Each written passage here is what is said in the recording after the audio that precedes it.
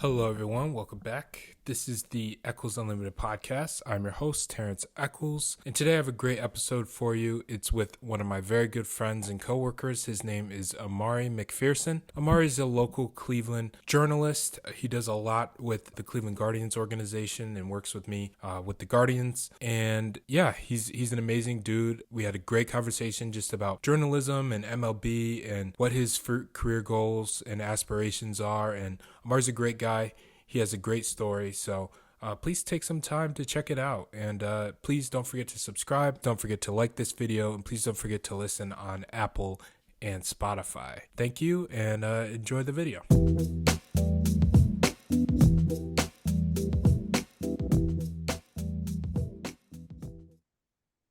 All right. So I guess to lead off and to come back to a conversation we were having earlier this week, in terms of just the Guardians organization and being an employee and working for the Guardians, what has your experience been like so far, and how has it been to work for a team that you've admired your entire life?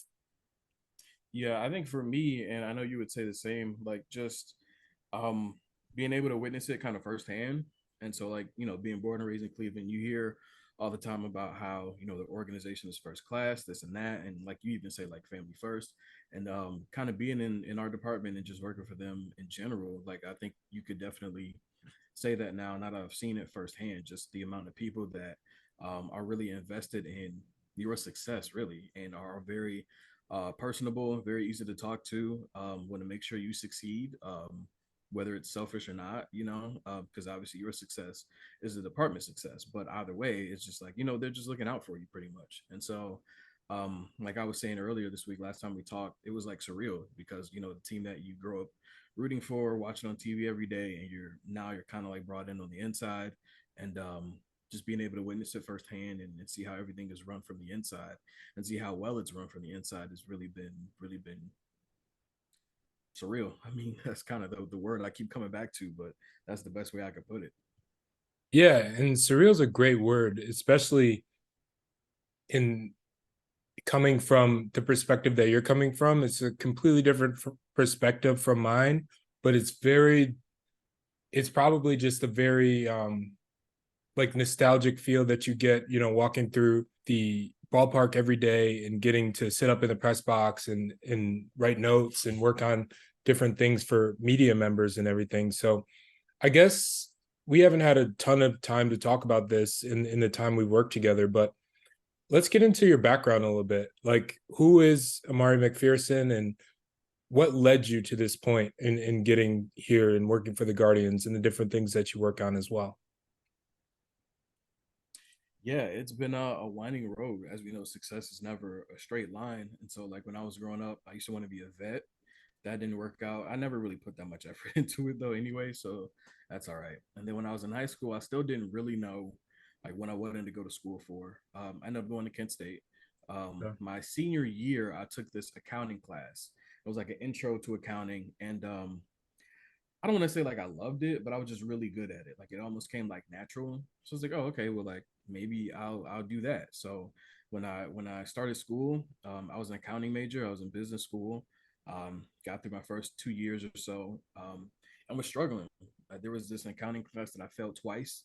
Um, it's hard to say that you failed twice. At least you have some type of improvement, but not me. And just having a talk with a cousin of mine, he was like, "I'm surprised you don't do anything with sports because like you love sports. I've always loved sports. Um, you could talk about it super easily. Have you ever thought about doing something like that?" And honestly, I hadn't, but it was kind of like this light bulb just went off in my head. And so after two or 3 years, maybe I changed my major to journalism. And I was like, I'm gonna, because he was right. I love sports. So I was like, all right, well, I'll do this. You know what I mean? It kind of comes naturally. Turns out, I never thought that I'd be a writer. I never thought that being a writer would be a particularly interesting job. But when I started, it definitely didn't feel like a job. Much like what we do now, it doesn't feel like a job, even though we get to do something that we love to do and we get to get paid for it, which is great. Um, but after that, started learning journalism, kind of like the basics of it, and then started freelance journalism. I joined this group, this local group here called Cleveland Sports Talk. And some people have gone on to, do other things or whatever. But started that for maybe like 2 years, worked my way up to senior writer, if you will. Didn't really amount to much because it's not like I got paid for it, but if that means something to you, I left Yeah, there as senior writer. it's Um, progress. yeah, it is progress, probably for sure. And when I was with them, I kind of learned really fast that yeah, this is something that I like to do, but also not to sound arrogant because I know how this is gonna come off. But because I had the basics of a journalist and how journalism or journalists write, I quickly found myself being like the best writer there, and that's say that completely humbly because it's like when I would write or read other people's writing, there was just little things that were missing, or they used the same vocabulary, or just something to it. And so from there, yeah, I took 2 years off of school, not on purpose. It just kind of turned out that way. Changed my major again to communication studies. Then went back to school for 2 more years. Graduated 2 years ago now, actually, which is kind of why I'm getting this late start into it. But yeah, that's kind of how I got into it. I was a freelance journalist for a couple of years. Now I write for Picture List, I guess semi-professionally because they do pay like per article that you write. I write for the Cavs for an SB Nation blog, Fear the Sword, if anybody's ever heard of it. I have my own blog. I help do two podcasts now. So for a couple years, like sports have definitely been my life. And we were talking earlier how my career goal is that front row that we sit behind, Yeah, all the writers that are lined up on that front row. And I told Court and Brian and Austin that when I had my interview, it was like that's ideally what I'd like to do. That's kind of what I see myself doing, covering a team or working for a team and just writing every day. Um, Turns out I love it. I never saw myself in this position. I never thought that I would enjoy it as much as I do. And it led me here. I applied for the internship, like we were talking before. I didn't end up getting it, but in reading my writing samples, they enjoyed what I do, saw how good I was at it, and I mean, fortunately, they decided to make this position that I have now and brought me on, and I've been with the Guardians since roughly May, I think. So that's kind of how I got here. that's awesome. I mean, and I think a lot of people have that sort of journey throughout college where you get into it and you don't know what you want to do, and then you sort of figure it out as you go.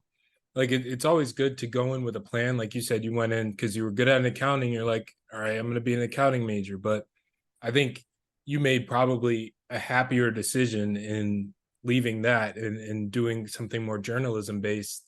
I had sort of a similar experience, but it's kind of the opposite. I had aspired to be a sports broadcaster, not necessarily writing, but like whether it was analyst, reporter, whatever. I just wanted to be on a broadcast, saying things and working in that environment. Um, and I chose sports communications as my major, my first year of college. I think we graduated the same year. You said 2 years ago, 2021? Yeah, I graduated in July of 21. Okay, cool. Yeah, we graduated the exact same time. So um when I so when I first got to college, this is September of 2017. When I first got to college, I worked a volleyball game for this thing at my college. It's called the Red Fox Network. Um, and I absolutely hated it. I hated it, bro. Like I couldn't.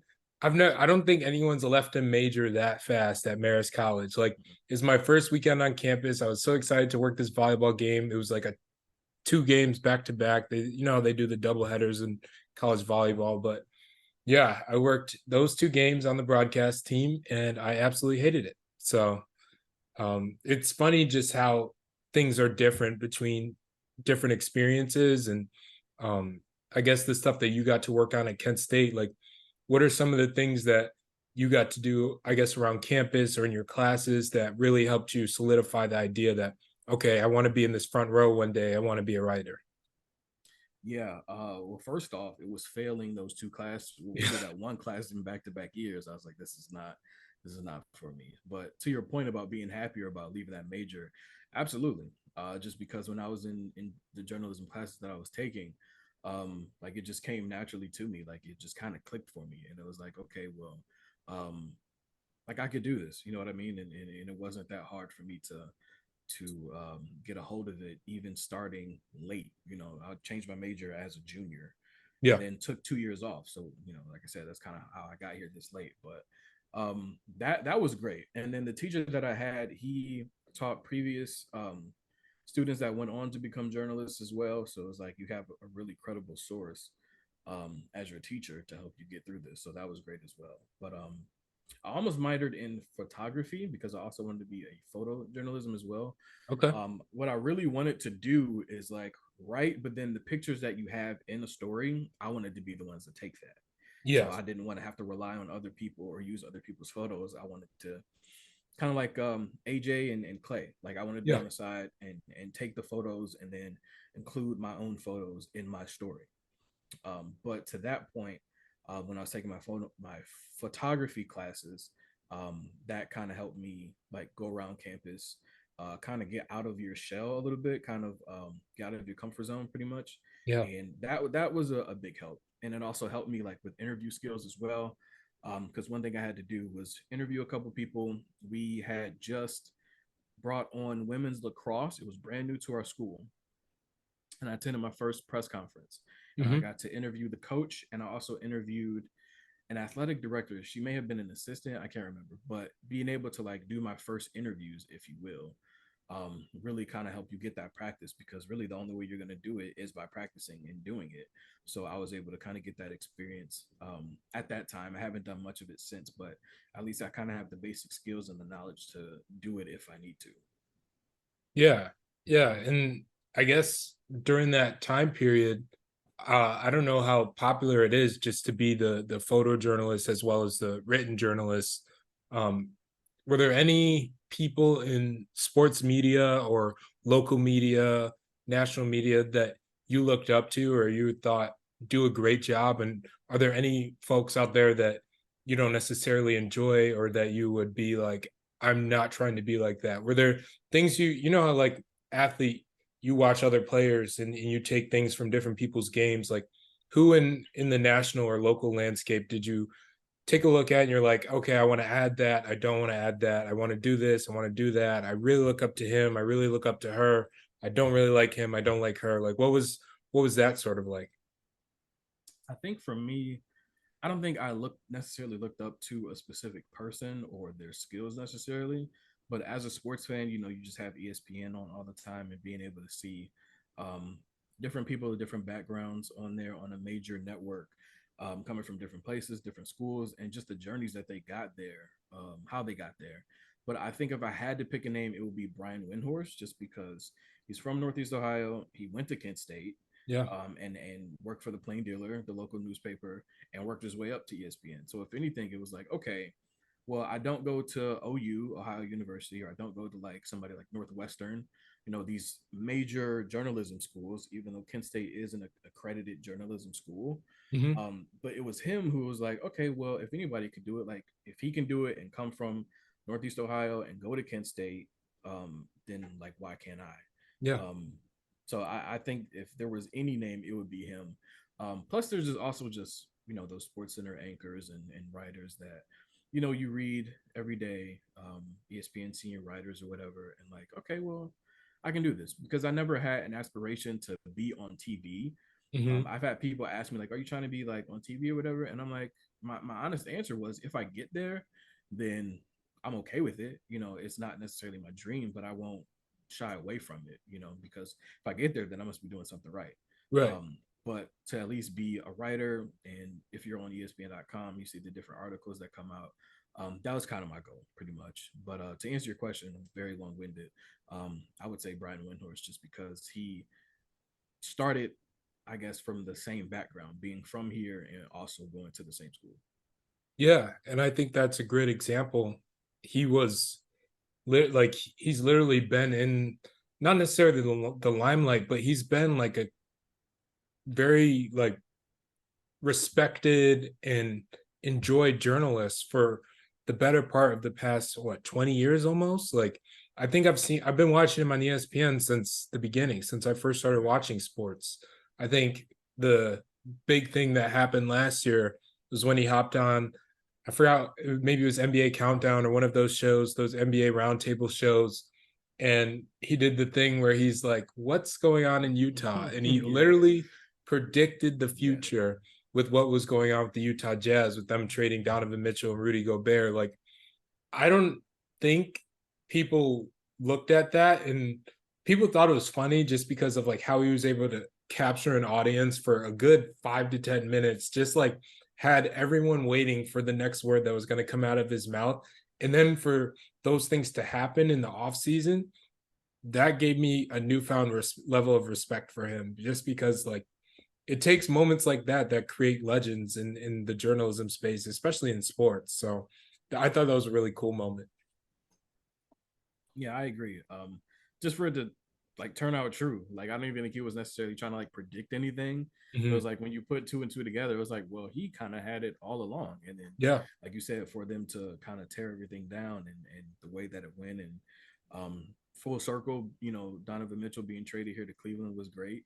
And then obviously you still get Windhorst on ESPN Cleveland from time to time. So that's great. But yeah, kind of like him. He's a writer, but then you see him on TV every now and then, and it's like, well, if I get to that point, then great. And he's kind of Mhm. like the mold, if you will, quote unquote, that I wanted to follow. Yeah, and it's all about the process. It's all about the journey. Like there's going to be setbacks and there's going to be times where, you're feeling yourself and you have a string of great articles and then something may happen, but I guess that's the beauty of it. And to see someone like that and be able to aspire to do the same things that he's done, I think that's very admirable. So you mentioned that you grew up loving sports, you've been around sports, and that um I think it was your cousin you said mentioned Mhm. how why don't you try talking about sports for a living? What was your background like in terms of like playing sports and stuff? So did you play a lot of sports, or were you always the kid who loved to go watch and stuff, or were you at recess playing sports, and what happened? Because I know you got a great golf swing. So It's all right. right. For me, I did play sports, not as much as I would have liked to, because I didn't get like that head start that people wanted. So for Mhm. me, it was like segmented. So like when I was like a super young kid, I started with basketball, then Yeah. I stopped playing. So then about middle school is when I like fell in love with football. So then I played football for a couple years, and then just randomly out of nowhere, like I couldn't tell you in my heart of hearts how I got attracted to baseball. And then like my freshman year or like right before my freshman year of high school, I got into baseball. I played on my middle school team, tried out for the team, ended up making it. And since then, it's just been all baseball. And so because I didn't start early with football and continue it, I'm not that great at it. Same thing with basketball. Because I stopped so early, I'm not that great at basketball either. But then because I started baseball late, I'm not as good as other people are. And I also did want to become a baseball player too as well, but that didn't work out. So I did play sports, not as much as I would have wanted to, but it correlated with what my favorite sport was at the time, going from basketball to football to baseball. Um, so that's why like you guys had your softball outing. Yeah. Anytime I can play, I'm like, oh, I want to play just because like I didn't Yeah. get to play that much when I was a kid, and obviously we're adults now, so you don't really play a lot. But yeah, so it all kind of correlated with what my favorite sport was at the time, and I am a diehard baseball fan. I can't explain it much more than I thought I'd ever be, especially with football. I just watch baseball all day, man, and like I said, it's a blessing, and I'm super grateful um, to not only work in baseball, but then work for a major league team and it be my hometown team. Like, really, literally a dream. Yeah. That's awesome. That's really cool. And one thing that you brought up that I find hilarious is like you're like, I don't know how I became just a huge baseball fan.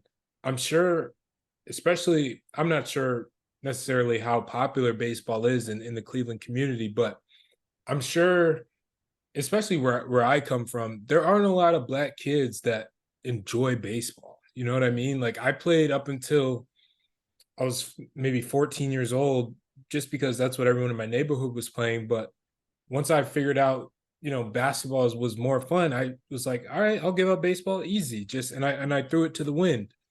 What was it like just like being a black kid just obsessed with baseball, especially in Cleveland? It might be a little bit different here than it was in my hometown, but what was that like? Where did people like make fun of you? What was the thing like? Or did you have a bunch of friends who were also into it too? So it kind of worked out because when I was in middle school, when I first started, I did go to a predominantly black school, and so the team was made of all black kids. It was like no thought to it, and we as a team weren't that great. I think we only won like one or two games, but um, I mean it was fun. You know what I mean? It didn't deter me from continuing to play. And so when I got to high school, I moved in with my dad, who lived in Brunswick. For people who may know it, it's a predominantly white school, and so. Like you say, minorities and especially black kids are always into baseball like that. And so moving to a community that likes baseball, it was really like a no-brainer almost. So I was never deterred from playing or discouraged or anything like that. It's weird how it worked out. And so while there weren't many black kids, if any, that played baseball, I was probably the only one in the entire school that was that obsessed with baseball. That was a minority. Mhm. Um, and our baseball team was all white kids, and I didn't make the team, but the team was all white. Um, but yeah, no, I never had any negative experience. I don't think when it comes to being black and playing baseball. I think if anything, I see the level that the game is going with the relative lack of black people that are playing. Obviously, you have your minorities in other countries that are black, but as far as like black Americans like you and I, there's not many people that are doing that. And so for me, I love when I see other black Americans love baseball as much as me. And, being on Twitter, I've made a couple of friends that are black and love baseball just as much as me, and we can just talk about baseball whenever. But for me, um, I guess getting off on a different subject, but it's related. Just hope that those numbers turn around because you've seen it dwindle even from like 5 to 10 years ago.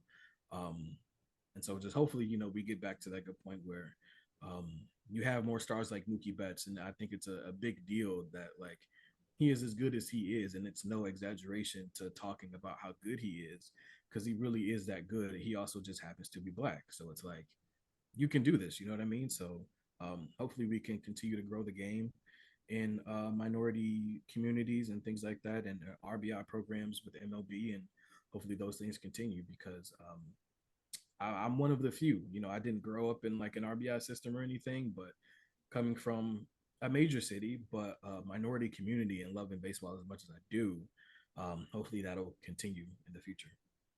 Certainly. And, being with the Guardians for the past 6 months or so that I've been here, I've had the great privilege of working in a lot of our community efforts in terms of youth baseball and softball and getting baseball more ingrained into these communities because it's an expensive sport, bro. Like it was you're paying 300 plus for a bat, 200 plus for a glove, and that's just And that. to Like, that point, I think that's part of the reason about like why you don't see those numbers because minority families don't always have the capital to enroll their kids in these sports because it often is pay for play, and I've seen it up close and personal. Unfortunately, I was able to do it, but I think to your point, that's part of the reason why the numbers are so dwindling. yeah. Yeah, and I think it's important to put resources in the hands of these communities. Like I know you played football, so you show up the first day of football, all you got is cleats and a water bottle, and everything else they hand you. You're good. Like you're taken care of. They give you your helmet, they give you your shoulder pads, whatever you need, knee pads, thigh pads, all this other stuff. You can buy the extra stuff to look cool, look nice, and all that, but all you really need is cleats and a water bottle every day, and they'll take care of you. Whereas like baseball, not necessarily. They don't necessarily have helmets waiting for you. They don't necessarily have the best of the best bats waiting for you. They don't necessarily have the best of the best gloves waiting for you. It's such a personalized sport with such personalized items where it's like you kind of have to buy your own if you want to, be comfortable and play well and have the best equipment. You just kind of have to like you said, pay to play. So what the Guardians do is a really good job of trying their best to give these resources to the communities that don't necessarily have it, whether it's the RBI program or any of the play ball CLE programs and the field programs. I know Jose just had his field unveiling last week. Um, just all these different things just to try to put the resources into these communities, I think is going to pay off in the end, just because I think the biggest thing about sports, and you can chime in on this, the biggest thing about sports here in America is taking market share away from football.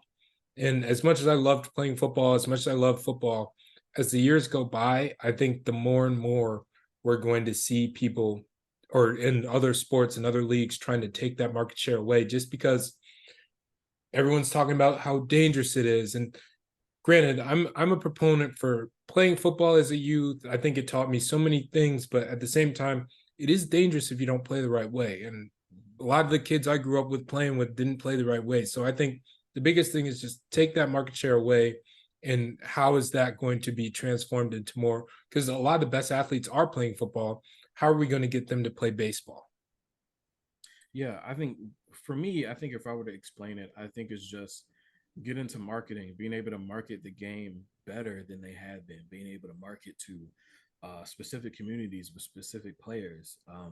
Yeah, I mean, if you really want to, I mean, you talk about ethical, I guess you could, but market how safer, I guess, the game is because football is dangerous and, it's not something that everybody wants to do.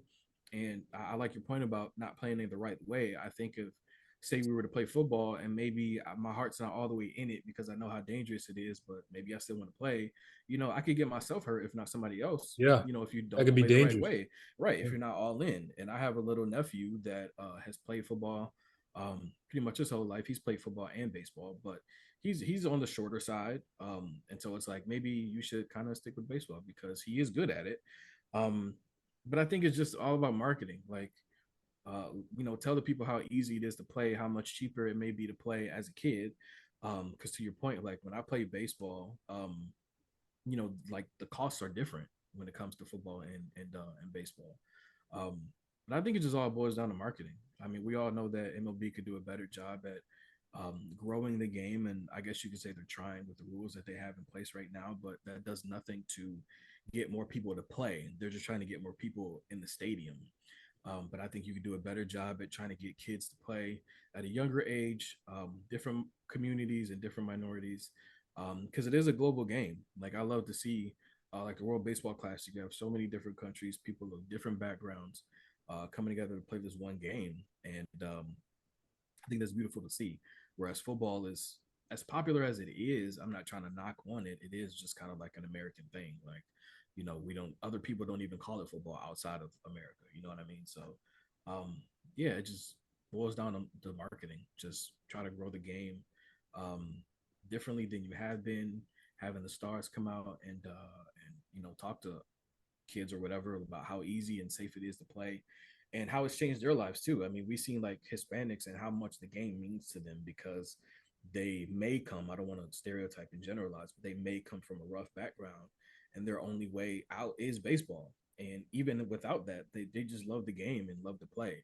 And you don't get that in this country. So I think being able to grow the game, like I said, will do so much to have other people play and more kids play so that even the demographic is maybe a little bit younger or at least a wider gap and it's not so narrow to where you have like 50 and 60-year olds watching baseball because clearly if you look at us, me and you specifically, we love baseball. We're in our 20s and we're black, so like it's out there. You just got to know where to go and have the resources and the time to reach out to these people. Yeah. And I think you made a good point when you brought up how MLB is a bit different.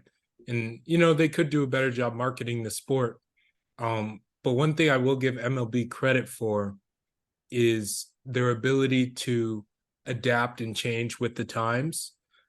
Where we've seen, I don't think any major professional league has implemented safety measures and rule changes as well as MLB has. Whether it's adding nets to every ballpark in America, whether it's the bigger bases, whether it's the pitch clock and speeding up the game. The It's just Buster been, Posey rule.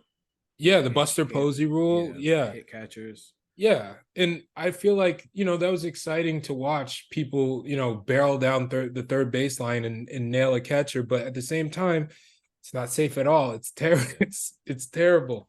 So I also feel like it doesn't take much away from the game. Like, especially for the Guardians this season, we've seen a lot of electric, exciting plays at home plate where there isn't someone bashing into the catcher, and there's it still brings that excitement to the play, whereas like you see rule changes in football, you see rule changes in basketball, and it's kind of like players and coaches are just complaining about it. You don't necessarily see that in MLB, where, like, for example, football, the whole blindside block thing, the whole blindside hit thing, they've been doing a great job of implementing that. They've been doing a great job of implementing the whole sack rules and how you can't land on a quarterback and hurt them with your whole body weight and everything.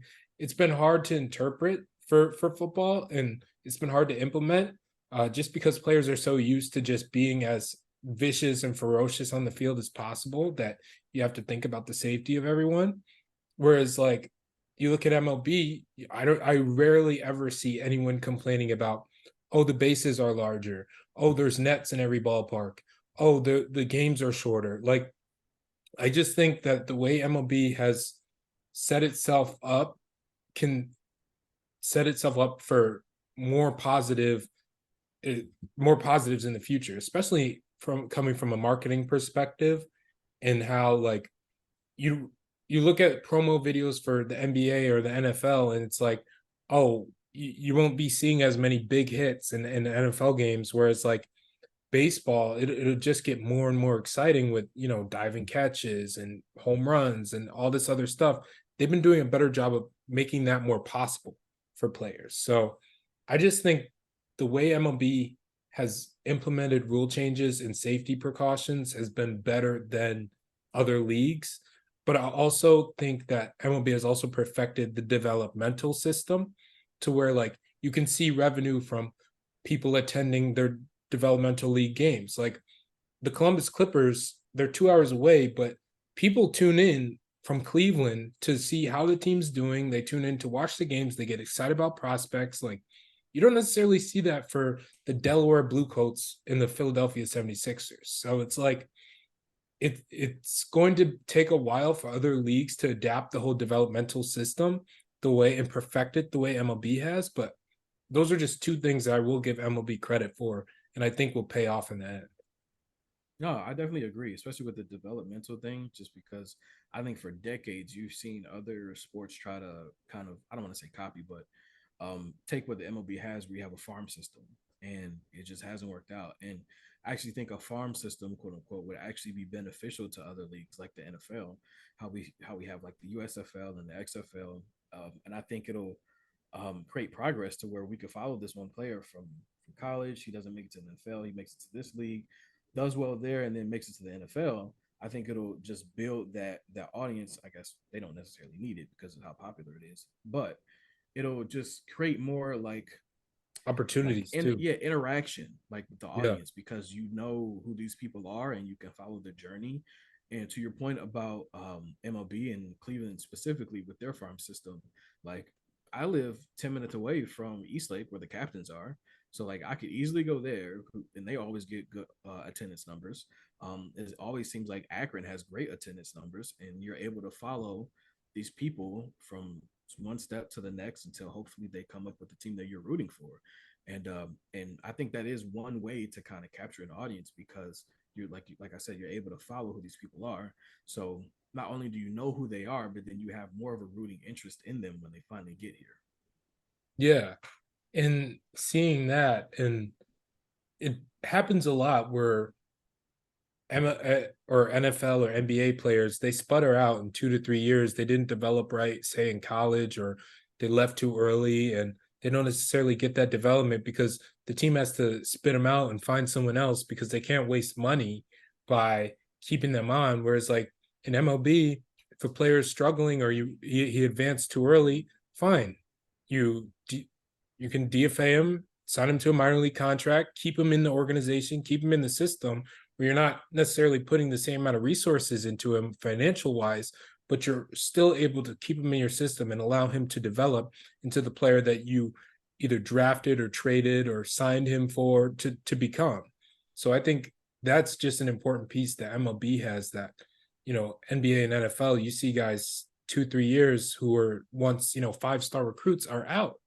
Whereas like by the time guys are like 24, 25, 26 in MLB, they're just getting their starts and they've already fine-tuned out all of the kinks in their game, and they're amazing athletes by that point. So I definitely think that's something that NFL and NBA can do, but then it's also like you said, they already have a ton of eyes on them. So why fix something that ain't broke? But at the same time, I think more and more athletes are going to get better. I think more and more athletes need opportunities, and I think no one gives opportunities to athletes like MLB does.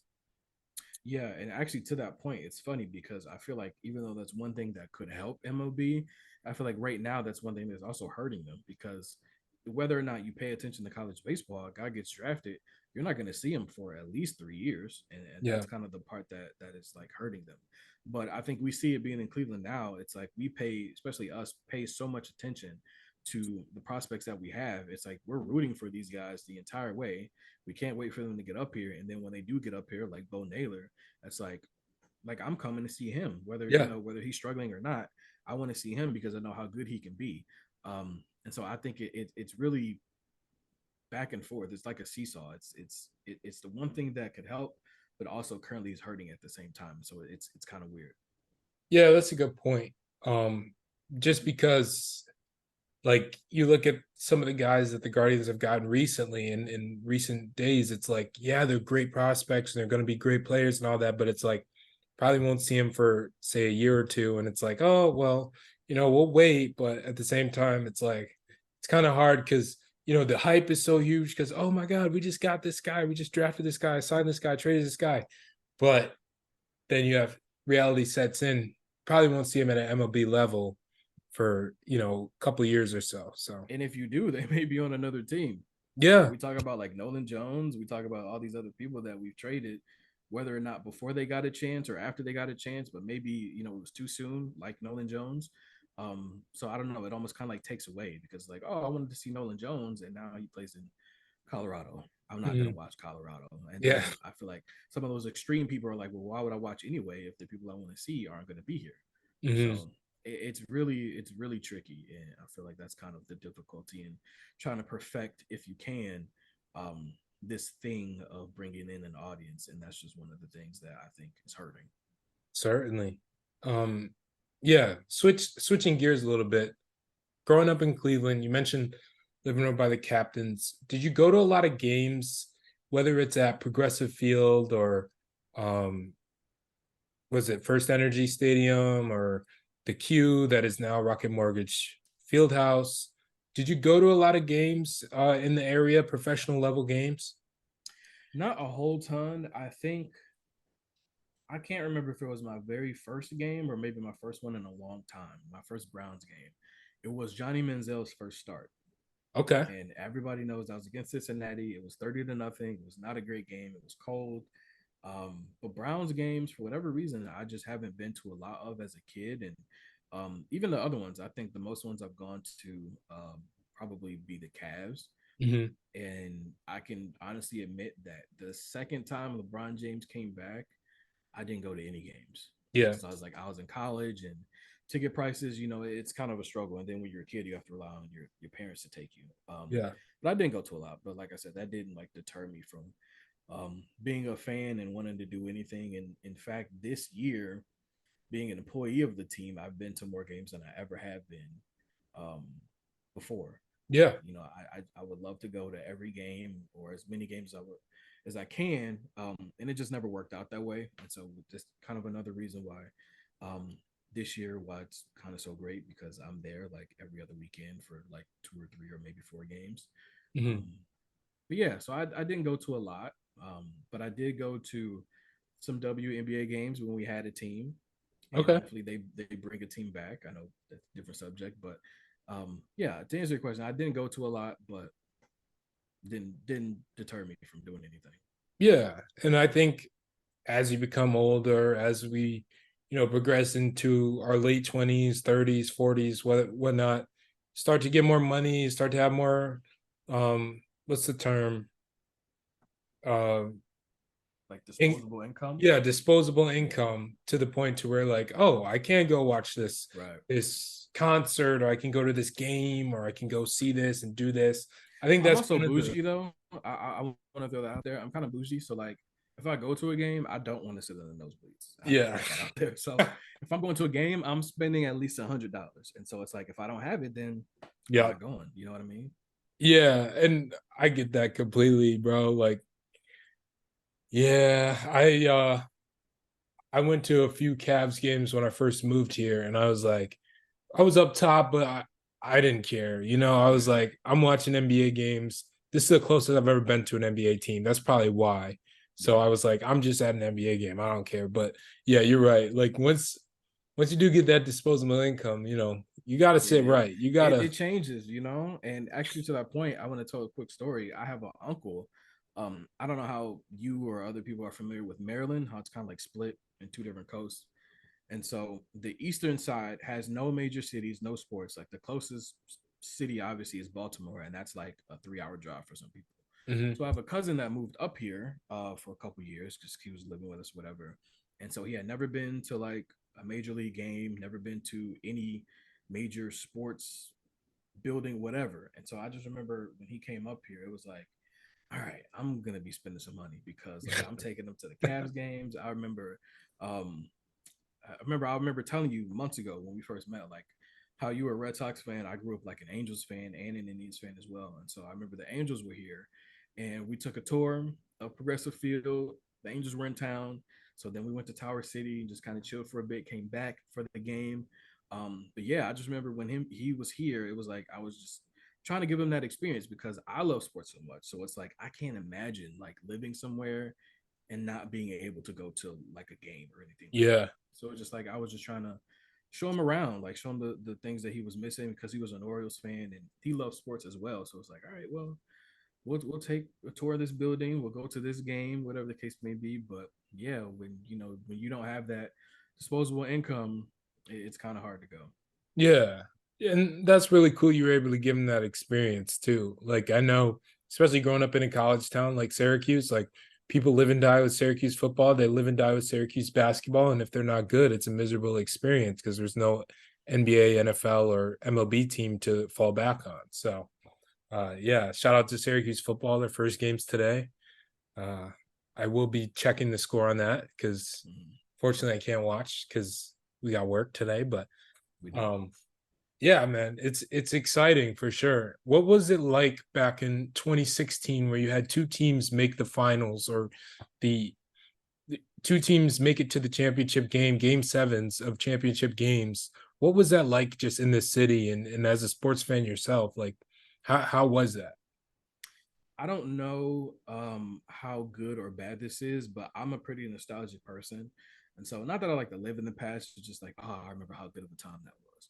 And so to answer your question, I was in school, um, watching the Indians make that World Series run.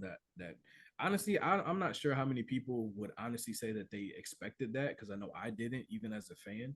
And so Mhm. it was just a fun ride because it was like they were doing so much better than you thought, and for them to get there was great. Also a heartbreak because they were one game away that unfortunately I kind of saw coming because once they lost, I think it was game 4, game 5. I was like, man, they got the momentum now because they're going to come back here that they already won game 2, and then it was just a wrap from there. Mhm. But I remember that because on my floor, there were some people from Chicago who were Cubs fans. And so that whole series, like, we're just going back and forth. Like, they get a Yeah. win, they're excited, we're upset, vice versa, whatever it is. But that honestly was a great time. Then I remember watching the playoffs, the NBA playoffs before that. I had a roommate that year, it was actually my cousin. We were watching playoffs games, expected them to get back to the finals because they got there Mhm. the year Yeah, before. that's a little bit different. Yeah, and honestly, that was crazy for a whole different reason because it was like once. Game 7 rolled around. Everybody was in downtown Cleveland. It was Mm. packed. We were trying to find somewhere to go, couldn't find somewhere. Then we had to leave and go somewhere else. But I mean, tears of excitement, man. That was a crazy time, and actually, it was a little bit personal too because that was June 19th, so obviously Juneteenth, so that was great. But Yeah. also, was Father's Day. Hmm. So my father passed away when I was in high school, my senior year. Wow. He was a huge sports fan. Like I think if I were to think back, like an epiphany, like I think I got my sports fandom from him. And Hmm. he was never able to see any championships because the big drought that we had. Wow. So Yeah. being able to watch with family and think about him, once we won, I was crying for a whole different reason, like because of him, and just because we had won, just that excitement. And so I always think about that day specifically, like it was just a great time. Like if I could go back, like I would and just relive it over and over. But then the parade, like that was crazy. I almost didn't go because I had work, and I was like, I just never know when this is gonna happen again. Yeah. So I got off of work. I remember waking up early, had to drop my mom off at work. Then we took the train downtown, and when I tell you it was packed, I'm sure you've seen the pictures. Yeah. I was on my feet from probably 8 in the morning till about 4 o'clock. Wow. And you live in Ohio City, I believe. Yeah. We parked somewhere over there and walked all the way downtown. Then had to walk all the way back to my car when we were done. Oh It was man. so packed. But Yeah. honestly, I wouldn't trade it for anything. Like it was such a good time. And like I said, you just never know when something like that's gonna happen again. So I definitely wanted to take the time and the opportunity to go down there. And I remember telling you too, one of our family friends was a security guard for the Cavs. So Yeah. my uncle and aunt and their kids were on a float actually Yeah. in the parade. So that was great. Got to see them. But yeah, it was just a crazy time. Also because we were kind of up close and personal with this connection that we have. So we were able to get tickets sometimes and sit in good spots because of his connection. And he still works there actually. You can see him behind the bench on TV sometimes. It's kind of weird because like I know that guy. Yeah. But yeah, it was just a crazy time. Wouldn't take it back for anything. Wish that the Indians had won, of course. But then, of course, Game 7 and opening night were the same night next door to each other. Really. Yeah, so the Cavs were opening against the Knicks, and if you go back and listen to LeBron's speech when they were getting the rings, he was talking about how they're next door, whatever, and both teams lost that night, so that was great. You raise the banner, but the Cavs lose, and then next door the Indians lose the World Series. That's one thing that I cannot uh, relive, honestly. Like if I was old enough, I would expect that's how people who saw the 97 series would react because it was Hmm. a walk-off. Like anytime I hear or see that play or anything about it, I just change immediately. Like I can't imagine, like it was just so hurtful being that close and then losing. But to wrap it all up, like it was great. Like I wouldn't take back for anything. That's a really good story, bro. Like talk about like the Cavs and your dad and all that. That was really cool. Sorry to hear about your dad, by the way. Um, but see, that's the type of things that you miss out on not growing up in like a sports city like Cleveland. And that's what I love about Cleveland so much. It's just how passionate the fans are, how everyone just gets around the teams, especially when they're doing well. Like even when they're not doing well, like I remember watching people just continuously show up to Browns games, whether or not they had trash bags on their head, paper bags on their head, but they were still showing up. They were still supporting the team. And, whether or whatever the team goes through these days, you still hear people trying their best to defend the Browns and support the Browns. And I think it's really cool. And especially in working for this organization and seeing how great of an experience you can give people just by like bringing them to the ballpark or showing them around the ballpark or um, getting people tickets to a game, just how thankful and excited they get. It's just nothing like Cleveland, man. And that's one thing I just love about this place. Before we finish up, I got one more question for you. And you can you can elaborate on this however much you want, but what's one piece of advice that you would have given yourself maybe, I don't know, 8 years ago in terms of like where you go, your career trajectory and everything? And what's one thing you'd give to a modern day person who's aspiring to do the things that you're doing today?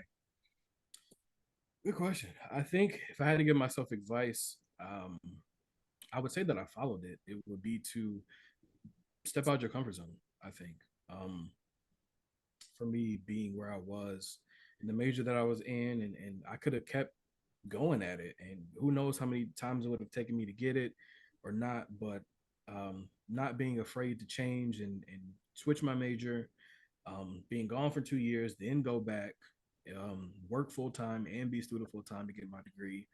Um, yeah, I'll probably say that. Like, don't be afraid to step outside your comfort zone. And then for a modern day person, I would say, don't be afraid to be different. Don't settle for anything. Go after whatever you want, no matter how you get there. Because I think of this opportunity that we have now as interns is just like that foot in the door. Who knows where it's going to take us? Who knows where we'll be next year? But at least we had this opportunity, and hopefully that'll lead to something that is more in line to what we want to do. Hopefully, we're in that position full time for years to come. Whatever.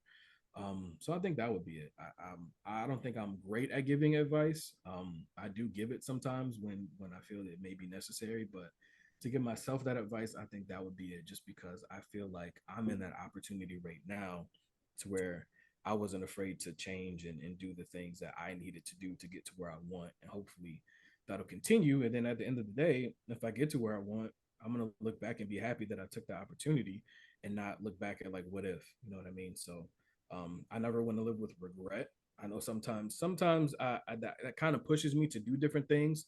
I think Thursday being one of those things, just because I'm not a reserved person, but being, I think, around people that you don't know, you, like I said, you have to break out that comfort shell, introduce yourself to different people, kind of, take that initiative. And I'm glad that I was able to do that. Um, Also had a familiar face in yourself being there, so that was great. But yeah, just things like that, and hopefully that something like that, as well as being interns, will hopefully turn into something more. Yeah, and it's funny how you brought up Thursday, bro. I'm sorry about that, by the way. Like, Bro, I don't worry, don't worry about it. we went to a networking thing, and it's always good opportunities to network, especially with people in the area. And you and I went, and I ended up showing up late, and I get there, you're chilling on the couch with a drink in your hand and talking to somebody that I've never Yeah, seen in my entire life, and you really stepped out of your comfort zone. So you definitely did that, and it's impressive. And um it's something I'm still working on too, and which is why I went to the event, and I was like, you want to come? Like, it'd be nice to have someone I know there. So, right. um, yeah, I think that's really good advice, and I think someone who's listening and aspiring to do the same things that I guess you and I are doing, um, you would benefit from. And I appreciate you coming on. Before we finish up, though, I want to give you another chance to just shout out to some of your work, like whether it's your articles or your podcasts or what. Like, this is your opportunity to plug anything you got going on. Yeah, it's funny because I do the same thing with my podcast, but I'm mostly on Twitter, Imari underscore M17, I believe it is. Great I have a follow. link. Yeah, thank you. I have a link tree in my bio. It has a link to my portfolio, my Instagram page, um, different works that I've done. I've been doing this since maybe 2016, maybe 2017 or so. So not a whole lot of time, but there I have I write about everything. Like, I love sports, so like I have things about football, college football, NBA, college basketball, baseball, soccer. I love MMA. So like, if you see my blog, something I have to routinely work on because I fall off sometimes. Sometimes I get writer's block, and it'll be months before I get back to it. But baseball is my number one sport. I could talk about that easily. So if you love baseball, I can follow me, comment on whatever. Yeah, I love to write, and so in that link tree you have there's a link to a bunch of everything that I've ever written. Truly, even if I don't write for them anymore, so go check it out.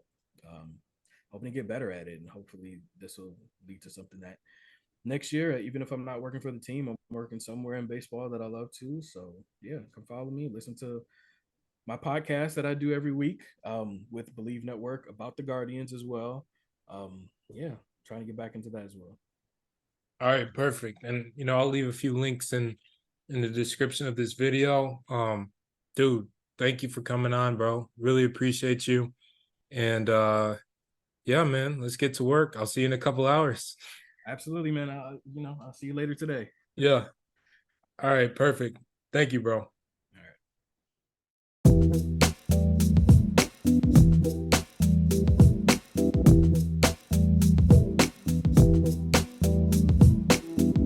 Establishment, people of power hate historically. Guess who they've hated?